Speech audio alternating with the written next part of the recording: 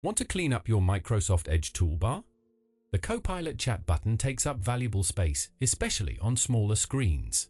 In this video, I'll show you exactly how to remove it in under 2 minutes. The process is simple, completely reversible, and won't affect any other Edge features.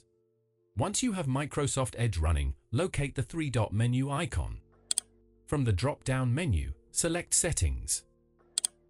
This takes you to Edge Settings dashboard. In the Settings page, find the left sidebar.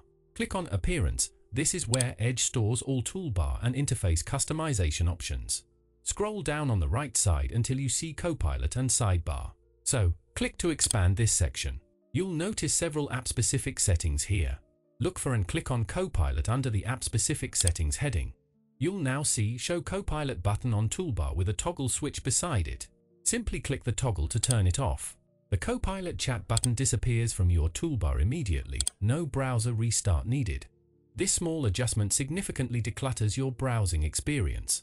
You gain extra toolbar space, reduce visual noise, and create a cleaner workspace, perfect for productivity or small displays.